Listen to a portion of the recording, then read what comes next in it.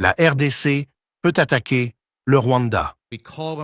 Nous appelons le Rwanda à respecter ses engagements et à reconnaître de surcroît le droit du gouvernement de la République démocratique du Congo de défendre son territoire ainsi que son droit souverain d'inviter des forces burundaises sur son territoire. We call on Rwanda to uphold its commitments and to further recognize the government of the Democratic Republic of Congo's right to defend its territory and its sovereign right to invite Burundian forces onto its territory.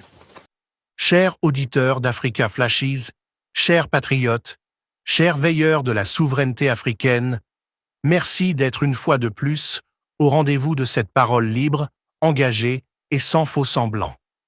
Ce soir, ce que nous allons analyser n'est pas une rumeur, ce n'est pas un fantasme géopolitique, ce n'est pas une agitation médiatique de plus.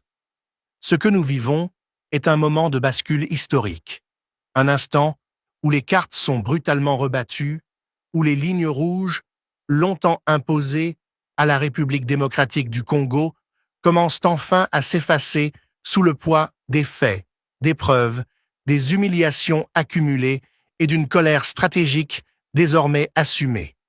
Car oui, la tension est à son comble. Oui, le ton a changé. Oui, l'impensable d'hier est devenu une option discutée aujourd'hui. Et au cœur de cette onde de choc, une réalité s'impose. Le Rwanda, de Paul Kagame, a franchi un seuil irréversible, mettant fin à un cycle de tolérance internationale qui, pendant des années, a protégé, excusé, justifié et parfois même sanctifié l'injustifiable. Depuis trop longtemps, la République démocratique du Congo a été sommée de se contenir, de patienter, de dialoguer, de comprendre, de pardonner. Depuis trop longtemps, on lui a expliqué que sa douleur devait être gérée avec des gants diplomatiques, que ses morts étaient le prix regrettable d'une stabilité régionale artificielle, que son intégrité territoriale devait s'accommoder des obsessions sécuritaires de ses voisins. Et pendant ce temps, l'Est du pays brûlait, se vidait de ses populations, se fragmentait sous les coups répétés de groupes armés, téléguidés, soutenus, armés, planifiés, depuis Kigali.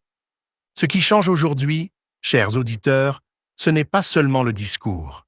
Ce sont les équilibres, ce sont les rapports de force, ce sont les positions assumées dans les cercles où se décident réellement les destinées des États. Le Rwanda n'est plus perçu comme ce petit pays victime éternelle, intouchable, sanctuarisé par l'histoire. Le Rwanda est désormais regardé comme un acteur perturbateur, un saboteur d'efforts diplomatiques, un régime qui a défié frontalement la parole et la signature du président des États-Unis. Et cela, en géopolitique, est une faute capitale. Lorsque Donald Trump engage sa signature, il n'engage pas seulement sa personne, il engage l'appareil d'État américain dans son ensemble. Il engage le département d'État, le Pentagone, la Maison-Blanche, les agences de renseignement, les réseaux diplomatiques et militaires.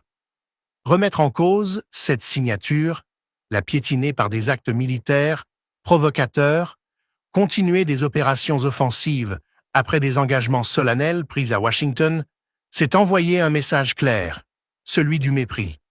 Et les grandes puissances ne pardonnent jamais le mépris lorsqu'il est public, documenté et répété. L'attaque d'Uvira a été le point de rupture.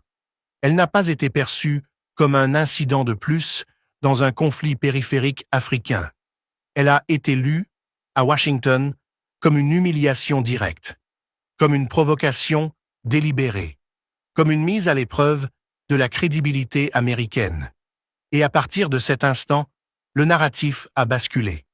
Celui qui était présenté comme un partenaire difficile est devenu un problème stratégique.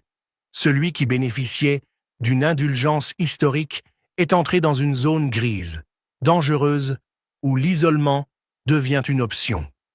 Les mots prononcés au Conseil de sécurité n'étaient pas anodins, ils n'étaient pas improvisés, ils n'étaient pas le fruit d'une émotion passagère. Lorsqu'il est affirmé, devant le monde entier, que des informations supplémentaires existent, que des preuves sont détenues, que des armes sophistiquées ont été utilisées sur le sol congolais, que des missiles ont frappé, que la planification et l'exécution impliquent directement les plus hautes autorités de Kigali. Cela signifie une chose très simple. Le dossier est prêt. Le Rwanda n'est plus seulement suspect, il est documenté.